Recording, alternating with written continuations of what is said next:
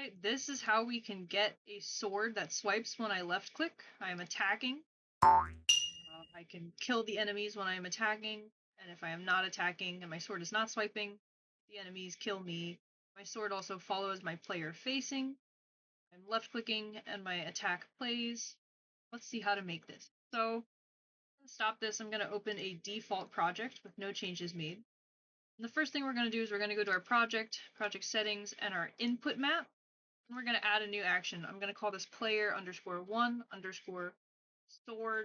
I'm going to copy that. I'm going to add that. And I'm also going to add a player2 sword attack so the game doesn't get mad at me. I'm going to scroll down and I'm going to click the plus sign next to my player1 sword attack, and I'm going to choose the left mouse button. I'm not going to give my player2 one because I don't have two players. If you have two players, you can give it any button you'd like.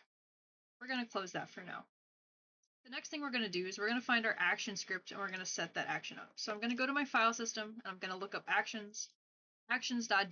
This is a hidden script, and this is where all of our player actions are kept safe.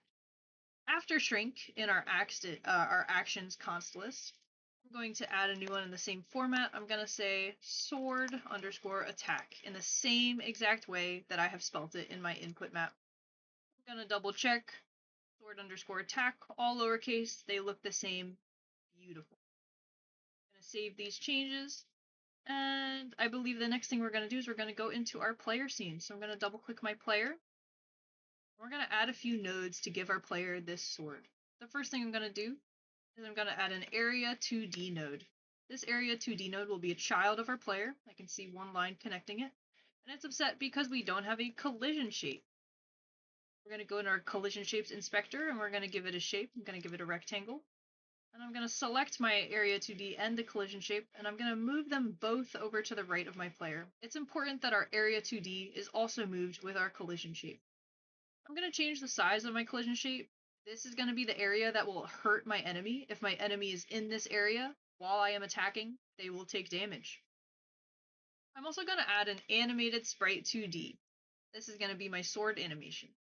You can give it an empty sprite frame. I can click on this icon. My Backstitch is acting up, so if I click on Backstitch, I can now see my sprite frames. And its default animation, I already have a beautiful sprite sheet. Oh, I didn't add it. I have a beautiful sprite sheet that I created. It looks something like this. So I have my normal default sword, and then I have two swiping animations, and these will play while I'm attacking. This will play when I am not attacking. So I'm going to drag that on into my assets folder, so I have access to it in my project. And I'm going to click this button. I'm going to open my thing. I'm going to auto slice. It's not going to do it right. There's too many horizontal slices. We only want 3. And for default, I'm just going to select this frame. I'm going to add a new animation. I'm going to call this my attack animation. And in attack, I'm going to do the same thing. I'm going to select my sprites, but I'm only going to select my animated attack sprites. So now my default, I want to make auto. I'm going to select this little blue auto button, so that will be its default animation.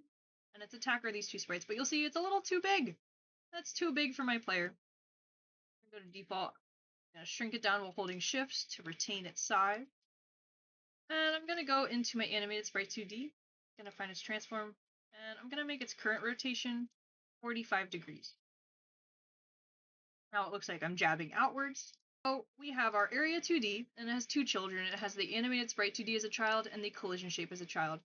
That's important because when we flip our player, the animated sprite we want to flip to, and we're just going to reference the area 2D's position. So if our animated sprite is a child of our area 2D, when we move the area 2D, the sprite will move with it. First thing we want to do with our collision shape is we want to disable it. We don't want to be attacking by default. So I'm going to select the collision shape, and I'm going to view its inspector, and I'm going to select disable. So now its collision shape is grayed out. It is not enabled by default, and when we are attacking, we will enable it. The next thing we want to do is we want to check out our collision layers. So we're going to select our area 2D. We're going to open up collisions, and we're going to give it its own collision layer. I know that 6 is empty, so I'm going to change its layer to 6. And I'm going to look away from 1 and instead look towards 4, which is where our enemies are. We're going to do the opposite in our enemy scene. So right now our sword exists on layer 5 and it is looking at layer 4. I'm going to save my changes and go into my main scene. I'm going to open up an enemy scene by double-clicking on my enemy. And if I select his root node, I'll see for his collisions, he currently exists on layer 4, and he's looking at layer 3, which is our platforms. But we also want him looking at layer 6, so that he's on the lookout for our sword that exists on layer 6. I'm going to save my changes. And next we're going to go into our player script. So if I select my player script, I'm going to add a few variables. If I scroll down to the bottom of where my variables are, let me make this a little easier to look at. Turn on word wrap. We see that we have some variables here and some onReady variables here. We're going to add 2 or 3 of both.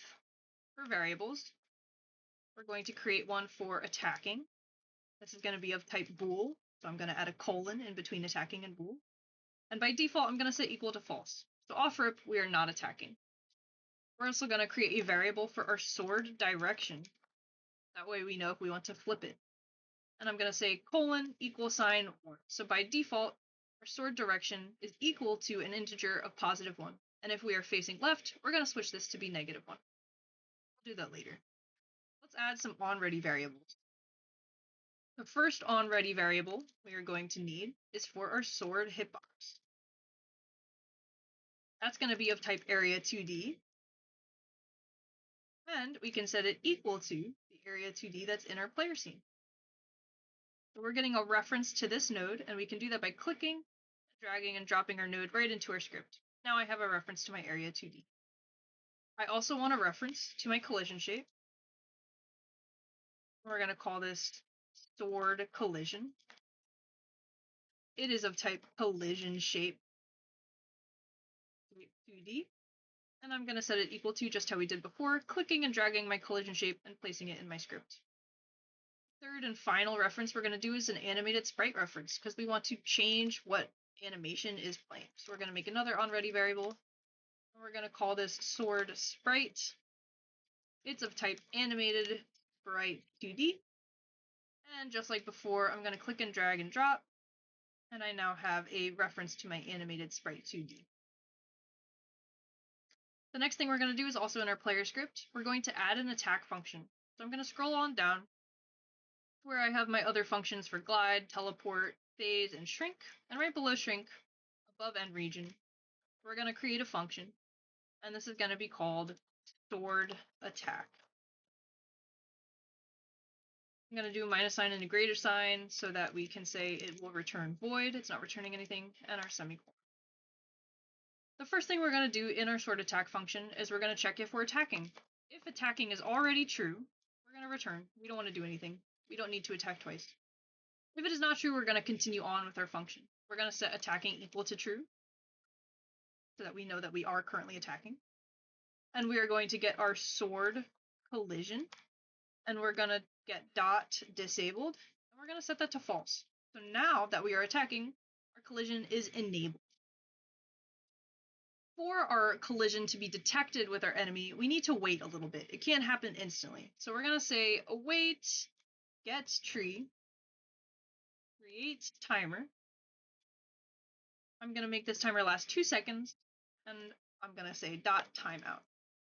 So we're going to wait for a timer that we have created. I wrote 2 E's in get. Create a 2-second timer, and we wait until it times out, and then we will continue onward with our code. After we have waited 2 seconds, we're going to get our sword collision dot disabled, and we're going to set it back to true. So we are done attacking. We no longer need our collision on, and we're also going to set our attacking variable equal to false. We have finished our attack. In physics process now, below this function, we're actually going to check if the player is inputting the button and attacking.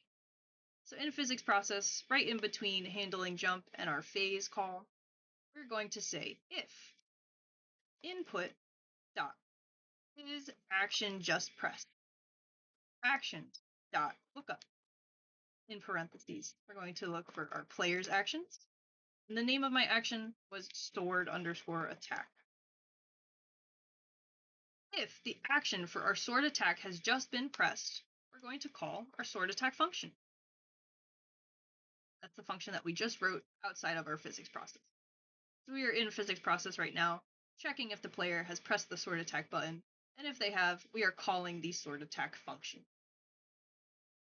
Now, we want to detect if our sword is actually colliding with the enemy. We haven't done that yet. Right now, all that happens is we're changing some bools and we're changing our collisions, but our enemy is not detecting the sword. We're going to go to our node 2D, or our area 2D. We're going to go to its signals tab. I'm in my player scene, I have selected my area 2D, and I have gone to my signals tab, and I'm going to choose body entered. That is the function we will use. I'm going to hit connect. It's going to show me this screen. We want to connect it to our player script, so this is already set up for us perfectly because there's no other scripts in our player scene. And I'm going to hit connect. And now at the very bottom of our player script, we have an on-area 2D body entered function.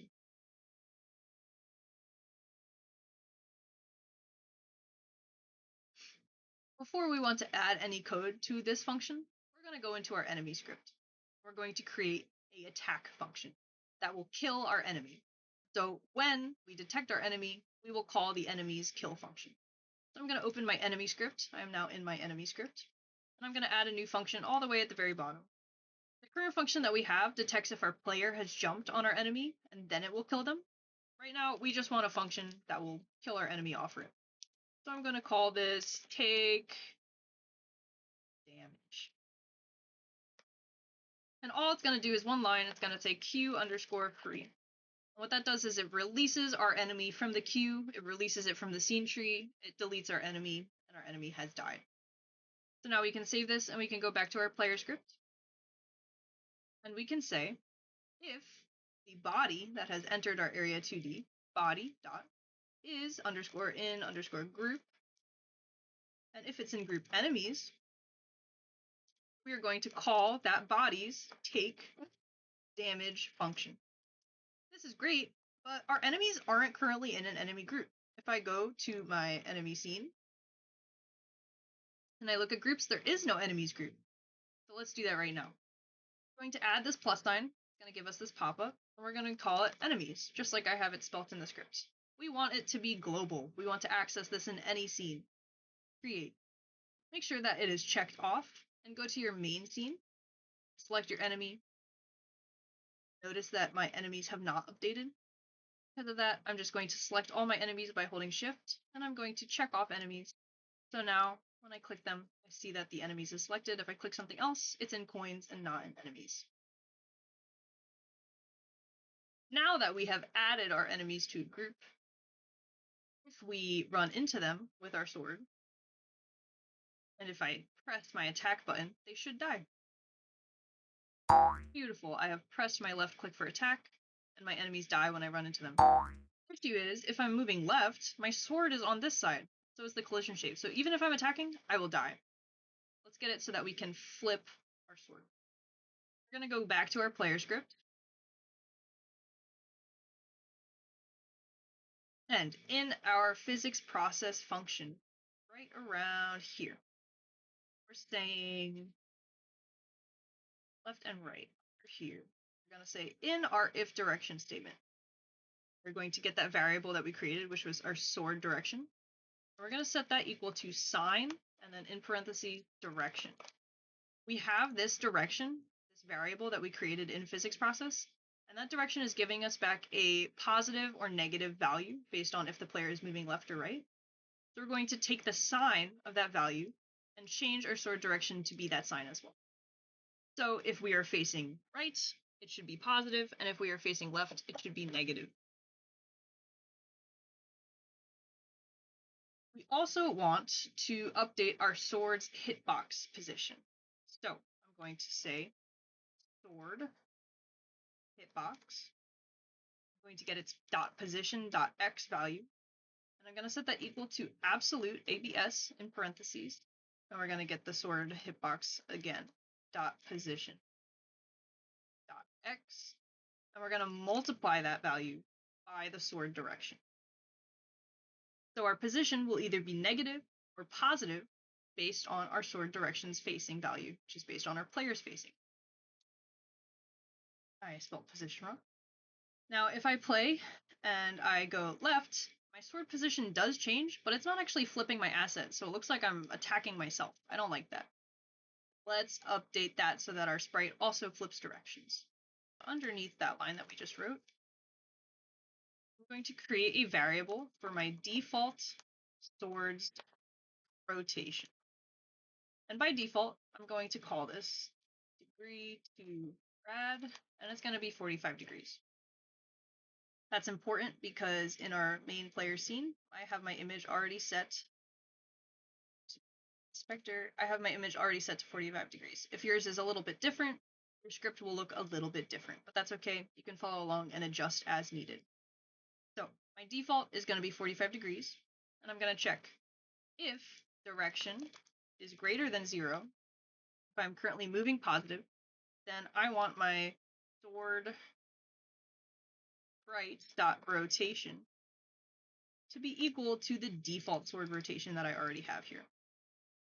Else, I want my sword sprite.rotation equal to the default sword rotation minus 90 degrees.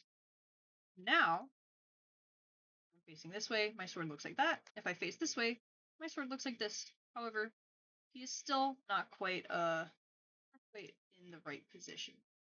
I believe it's not quite in the right position because my area 2D is not centered. So instead it's taking my area 2D's position and not where I believed I had my sprite. So I'm just going to move these over here. I take my area 2D, drag it right in the middle, and then I'm going to drag my collision shape and image to be right. And now when I play and I flip, now my sword is actually following my player around properly. Beautiful. This is great, but we're still, even though I'm clicking and I'm attacking, even if I am killing the enemy with my sword, my animation isn't playing. So let's get that to happen. And I believe that'll be the final step. In our player script, underneath where we call the actual sword attack function, before we call our sword attack function, we're going to say sword sprite dot play, and then the name of the animation, which I have as attack. Beautiful.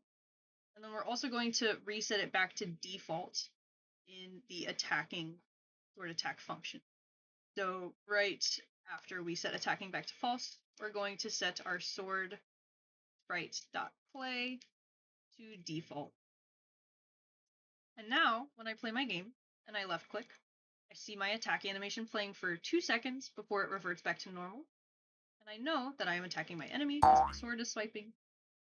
And if I turn and attack from this way and I swipe, I can still kill him. And if I'm not attacking and I run into him, I die.